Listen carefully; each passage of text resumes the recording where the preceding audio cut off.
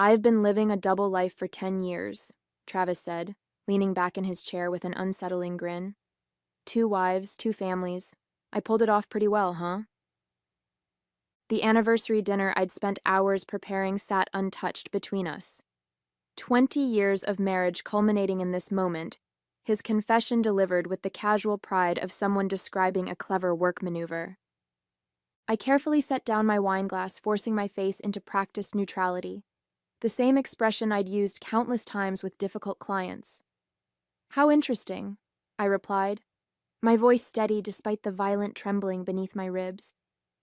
Travis laughed, apparently delighted by my composure. That's one of the things I've always liked about you, Jade.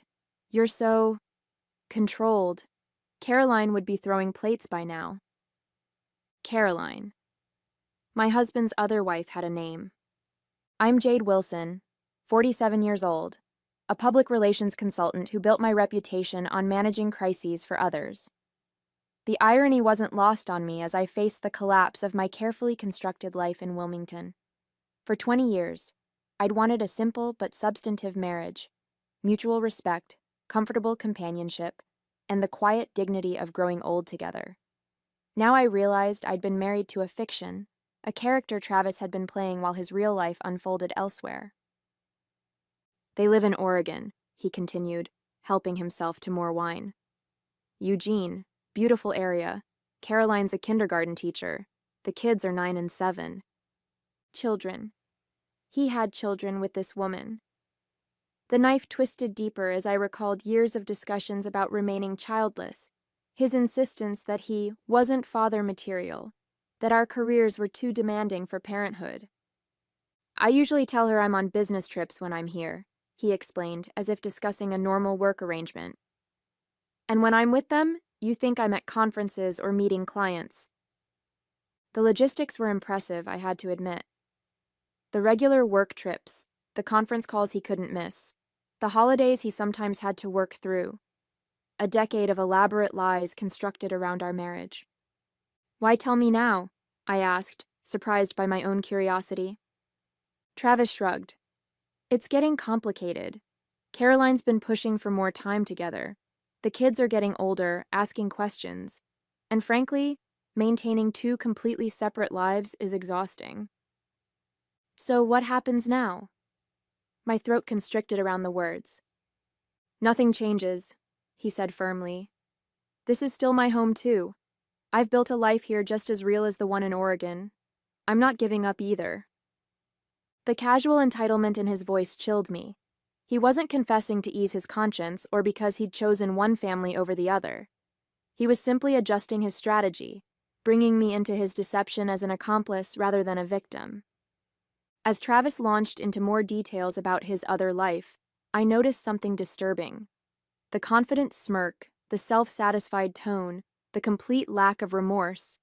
This wasn't a man worried about consequences. This was a man who believed himself untouchable.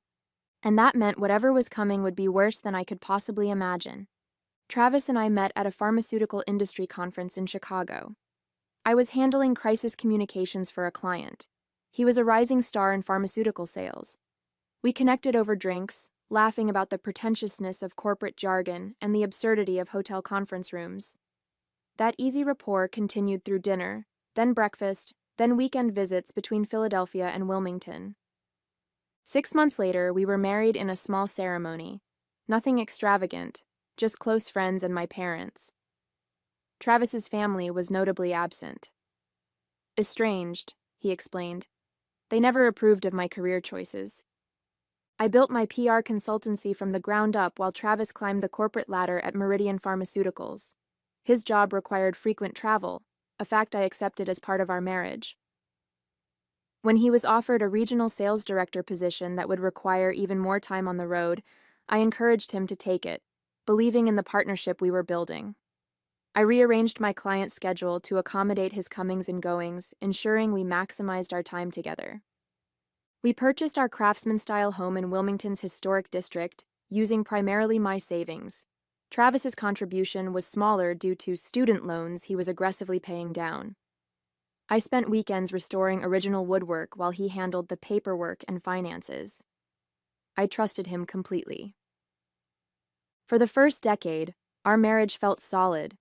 We developed comfortable routines for when he was home: Sunday brunches at Bellamy's, evening walks through Rockford Park, quiet nights reading in the living room. We were partners, or so I thought. Looking back, I see warning signs I chose to ignore. The separate bank account he maintained for work expenses, the calls he would take outside or in his car, the inconsistent stories about which cities he'd visited, his passionate objection when I suggested joining him on a work trip to Seattle, citing company policy that spouses couldn't attend certain events. There was also his phone, always password protected, always kept within reach. Once, when it chimed with a text while he was showering, I glanced at the screen and saw only C with a heart emoji. When I mentioned it casually, he explained it was Craig from the office sending information about a client. 4 years ago, I found a receipt for women's perfume in his suitcase, an expensive brand I never wore. A gift for my assistant, he claimed. Her husband's battling cancer, and the team wanted to do something nice. The explanation seemed plausible, even thoughtful. I felt guilty for questioning him. Last year, a woman called our home phone asking for Travis. When I explained he was traveling, she quickly apologized for the wrong number and hung up. Her voice sounded flustered, young. That night, I opened his laptop to check our shared calendar for his return date. The browser history revealed searches for schools in Eugene, Oregon, a city Travis had never mentioned visiting for work. I closed the laptop and poured myself a glass of wine, dismissing the knot of suspicion forming in my stomach. Travis had always been transparent about his travel schedule. There had to be a reasonable explanation. Our anniversary morning began like any other day. Travis mentioned he had something special planned for dinner. I spent hours preparing his favorite meal: beef Wellington, roasted vegetables, chocolate souffle, and setting the table with our wedding china. When he emerged from his study dressed in a suit I'd never seen before, I thought it was part of the surprise. Instead, he sat me down for his confession.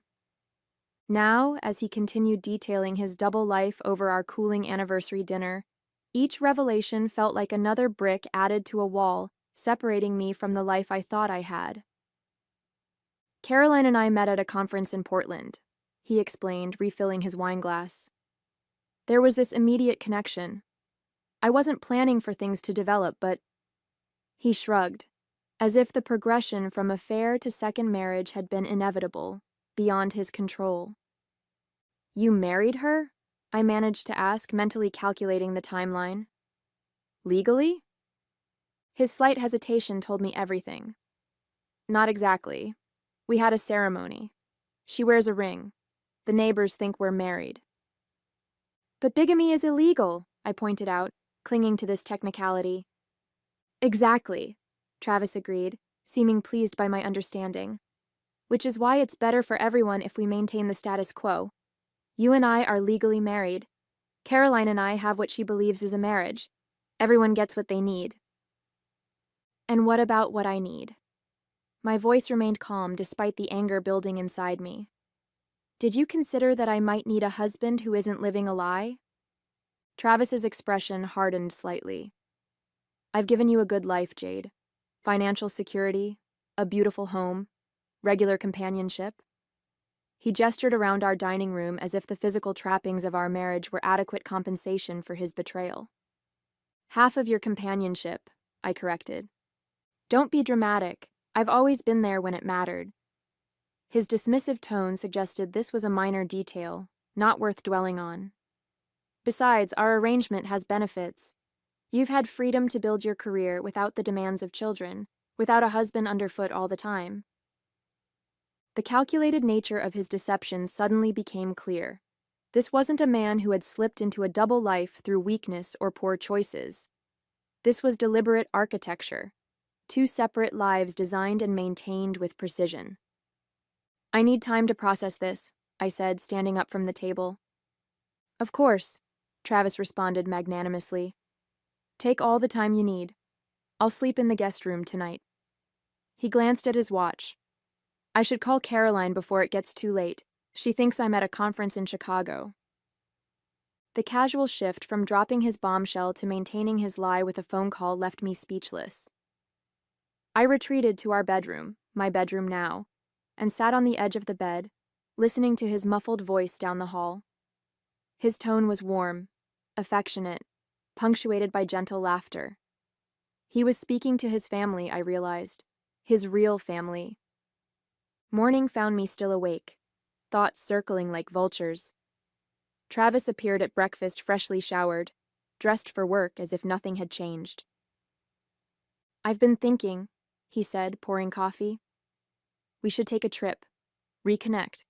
I know this is a lot to absorb." I stared at him, this stranger wearing my husband's face. "You're still planning to maintain both relationships?" "It's worked for 10 years," he replied pragmatically.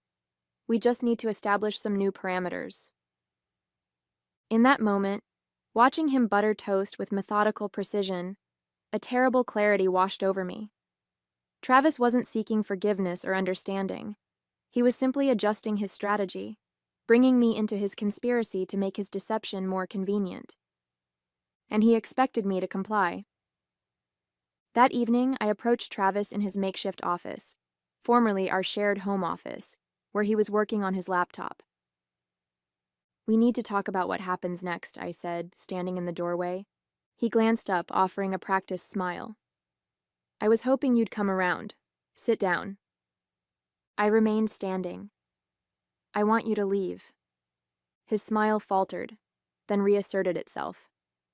"Jade, be reasonable. This is my home too." "Is it? Because it seems like you have another home, with your other family." Travis sighed, adopting the patient tone he used when explaining complex concepts to clients.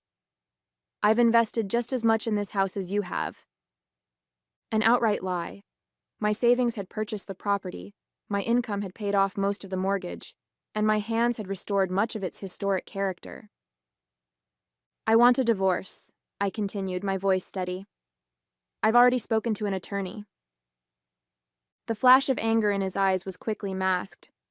"That would be a mistake," he said calmly. "Think about the complications, the division of assets, the public embarrassment when people learn the details." His thinly veiled threat was clear. "Fight me, and I'll make sure everyone knows how easily you were fooled." "I'm prepared for that," I replied, though the thought of my clients and friends discovering Travis's deception made my stomach clench. He leaned back, studying me with clinical detachment. "You know, I never took you for vindictive. I thought you'd understand the practicality of the situation." "Practicality?" I echoed in disbelief. "Yes, practicality," he repeated firmly. "Some marriages involve affairs, some involve separate bedrooms, some involve other compromises. Ours involves separate locations and responsibilities. The underlying structure isn't that different." His ability to rationalize his betrayal was astounding. According to Travis's warped logic, maintaining two separate families was just another form of marriage arrangement. "And what about Caroline?" I challenged. "Does she know about this practical arrangement?" A flicker of discomfort crossed his face. "Caroline doesn't need to know everything. She's happy with what we have." "So your solution is to continue lying to her while expecting me to accept knowing?" He shrugged. "Everyone gets what they need. She gets the traditional family life she wants. You get your independence and career. I maintain connections to both worlds." "And what about integrity? Honesty? Commitment?" "Those are social constructs," he countered dismissively. "Arbitrary boundaries that don't reflect the complexity of human relationships." I stared at the stranger before me, wondering how I'd missed the fundamental emptiness at his core. Travis wasn't just a liar. He was a man without moral boundaries, capable of justifying any behavior that served his desires. "I want you out of this house by the end of the week," I said. His expression hardened. "That's not happening, Jade. Let me be clear. I'm not leaving. This house is as much mine as yours. If you want to end our marriage, we'll sell it and split the proceeds." The thought of losing my home, the space I'd lovingly restored with my own hands, felt like another violation. Travis knew exactly how much this house meant to me. You should also know, he continued, his voice deceptively gentle, that I've taken precautions. I've documented some of your more creative accounting practices with certain clients. Nothing illegal, of course, but potentially embarrassing if they became public. My blood ran cold. He was referring to occasions when I'd helped clients manage sensitive communications during crises, all within ethical boundaries, but easily mischaracterized to damage my professional reputation. Are you threatening me? I asked, already knowing the answer. I'm suggesting we find a mutually beneficial solution instead of a mutually assured destruction, he replied smoothly. I'll be staying in Eugene until next Tuesday. That gives you time to reconsider your position. He turned back to his laptop, dismissing me from what had once been our shared space. I retreated to the bedroom, mind racing with implications. Travis wasn't just refusing to leave, he was actively threatening my livelihood if I pursued divorce. That night, I pulled out my laptop and began searching for divorce attorneys specializing in complex cases. As I scrolled through search results, an email notification appeared. Travis had booked a flight to Eugene for the following morning. He would be gone for 5 days. 5 days to figure out my next move. After Travis left for Eugene, I met with Eleanor Voss, a divorce attorney known for handling high-profile cases with discretion. Her office was understated but elegant, much like the woman herself. Bigamy is both a civil and criminal matter, Eleanor explained after I shared Travis's confession.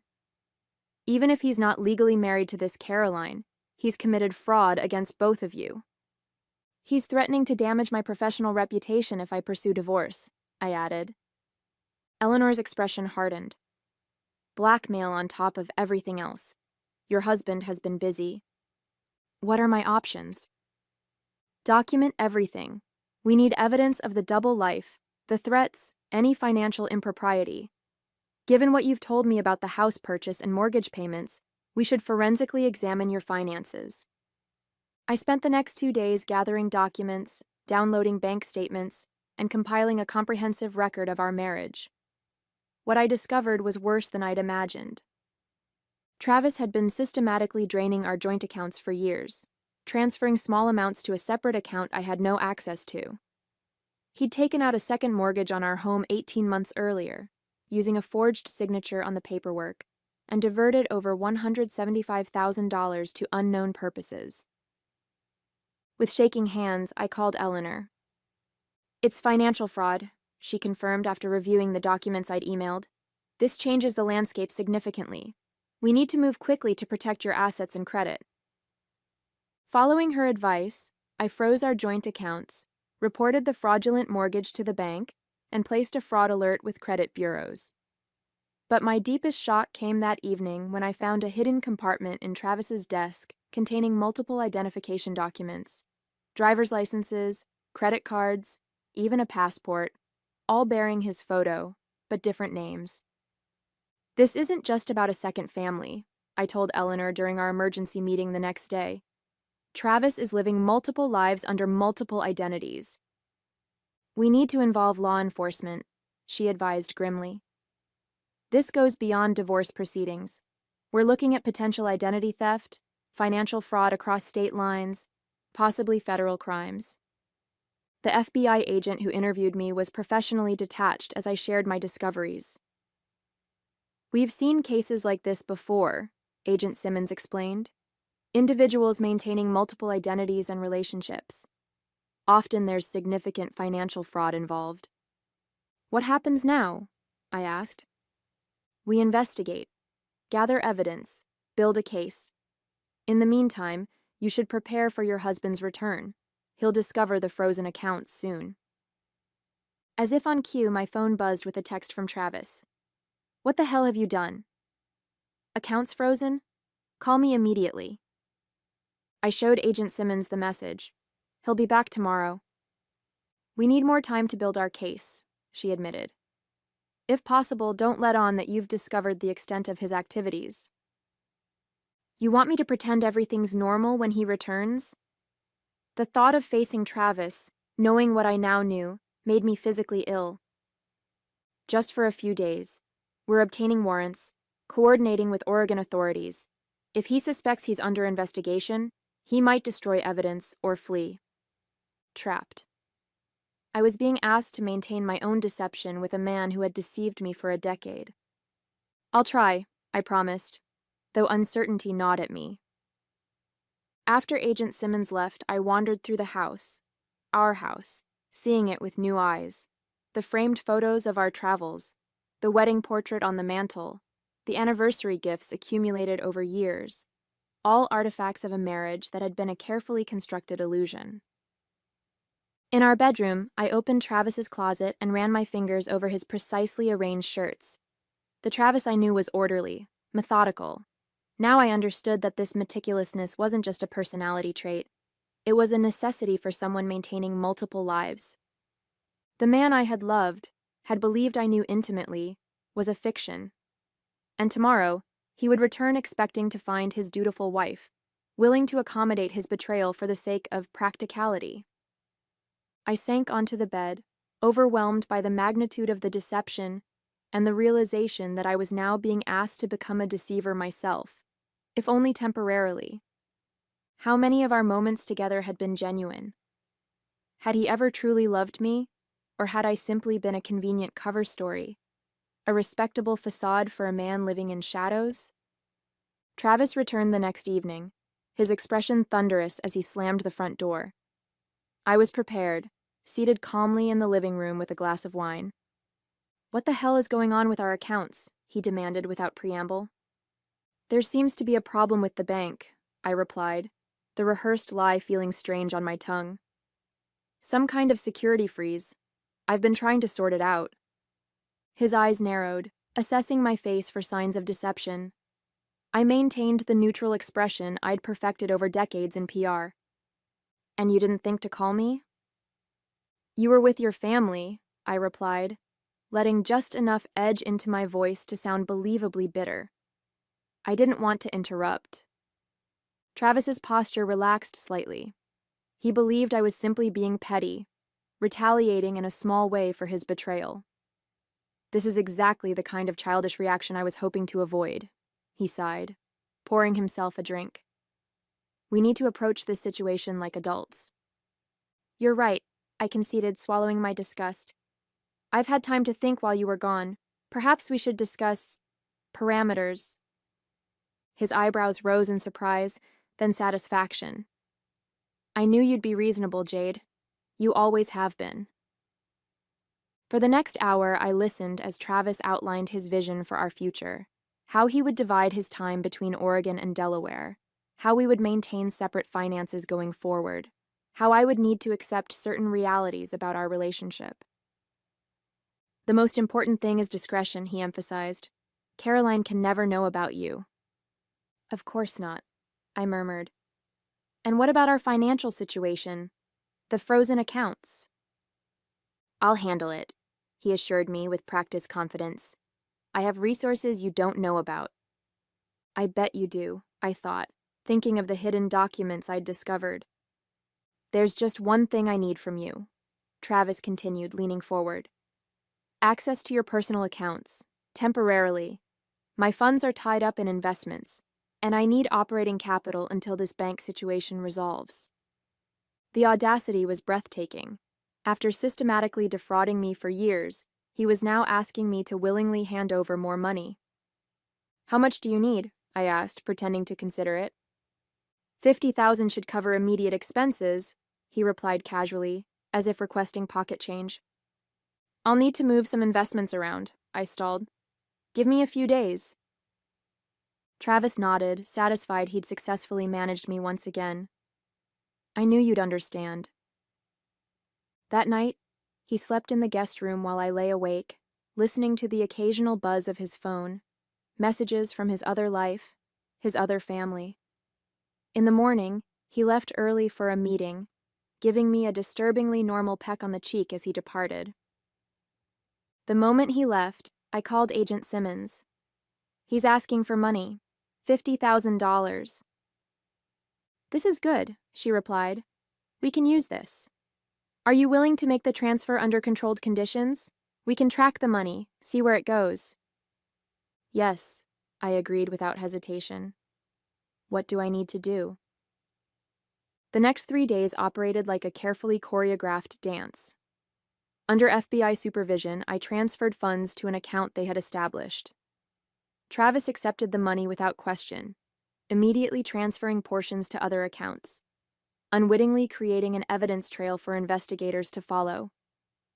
Each evening, I maintained my act of reluctant acceptance as Travis continued refining his vision for our bizarre arrangement. Each morning, I reported his activities to Agent Simmons. Everything was proceeding according to plan until the 4th day, when I returned home to find Travis in my home office, my laptop open before him. Interesting reading, he said coldly, turning the screen toward me. Displayed was my email exchange with Eleanor Voss, outlining our divorce strategy and the evidence we'd gathered. My stomach dropped. I'd been so careful to cover my tracks, but had forgotten about the automatic sync between my phone and laptop. One oversight had unraveled everything. So this is how you respond to my honesty? Travis asked, his voice dangerously quiet. By plotting behind my back? Travis, Save it. He stood, closing the laptop with deliberate calm. I've already taken precautions. Your so-called evidence has been deleted, and I've called in some favors to expedite selling this house. The room seemed to tilt slightly. You can't sell this house without my signature. His smile was chilling. Can't I? It seems we both have talents for forgery. As he moved toward the door, I realized with horrible clarity that I had severely underestimated Travis. He wasn't just a liar and a bigamist. He was someone capable of destroying my entire life without remorse. I'm leaving for a few days, he announced from the doorway. When I return, I expect everything to be back to normal. No lawyers, no frozen accounts, no police, or things will get very unpleasant for you. The front door closed behind him with quiet finality, leaving me alone with the knowledge that my careful plan had just collapsed, and Travis now knew I was coming for him. I called Agent Simmons immediately. Travis found my emails, he knows everything. Where is he now? He left. Said he's going away for a few days. My voice shook. He threatened to forge my signature to sell the house. This changes our timeline. We need to move now before he destroys evidence or transfers more assets. Within an hour, federal agents were searching our house, documenting the hidden compartments in Travis's desk, collecting his laptop and financial records. Similar actions were taking place simultaneously in Eugene, where agents had located the home Travis shared with Caroline. Agent Simmons showed me photographs of Travis entering a bank's safe deposit box facility 30 minutes after leaving our house. We believe this is where he keeps his alternate identification documents. We're securing a warrant now. That evening, as I sat in my kitchen surrounded by the detritus of the FBI search, my phone rang with an unfamiliar number. Is this Jade Wilson? A woman's voice, tentative and strained. Yes, who's calling? My name is Caroline Phillips. I think we're married to the same man. My heart lurched. Caroline. Yes. I'm sorry you're learning about this like this. A choked laugh. The FBI searched my house today. They showed me pictures of you, of your marriage certificate. 10 years of my life. Just lies. I only learned about it a week ago, I offered, unsure what comfort I could possibly provide to this stranger who was also my husband's victim. They're saying Thomas, Travis, whatever his name really is, they're saying he has other families, not just us. The revelation didn't surprise me as much as it should have. How many? They've identified 4 so far, in different states, with different names. Her voice broke. Who is he? Who did we marry? Before I could answer, Agent Simmons arrived at my door, her expression triumphant. We've got him. Travis, or should I say, Jonathan Wells, was just arrested trying to board a flight to Zurich with falsified documents. As she showed me his booking photograph, I felt a strange sense of vindication mingled with grief. The man I'd built my life around wasn't just a liar, he was a phantom. The evidence mounted with breathtaking speed once authorities began connecting the dots between Travis's multiple identities. Beyond Caroline and me, investigators discovered relationships with women in Minnesota and Arizona, each believing she was his only wife, each with a different version of my husband living in her home. The scope of his deception was staggering. Travis, whose real name turned out to be Michael Chambers, had maintained these separate lives for over a decade, crafting distinct personalities for each relationship. With me, he was Travis Wilson, ambitious pharmaceutical executive, pragmatic and precise. With Caroline, he was Thomas Phillips, devoted father, middle school science teacher. The other identities revealed similar chameleon-like adaptations. His financial crimes were equally elaborate.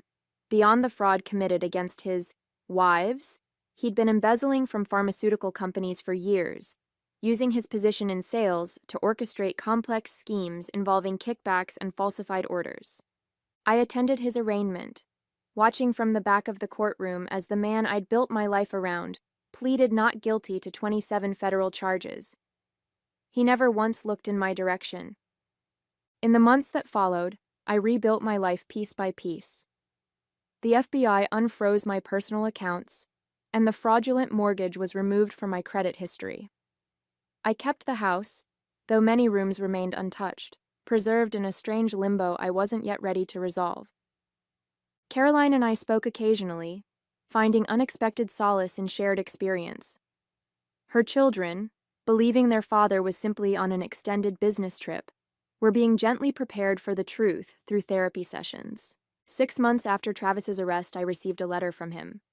The handwriting I'd seen on countless anniversary cards and grocery lists now seemed alien, belonging to a stranger. "I never meant to hurt you," he wrote. "In my own way, I loved you." I burned the letter without finishing it. On what would have been our 21st anniversary, I hired painters to transform our bedroom, the last space still bearing the traces of our shared life. As the primer covered the walls, erasing the sage green we'd chosen together, I felt something tight within me finally release. The man I married had never existed, but I did. I still do. And that, I've discovered, is enough.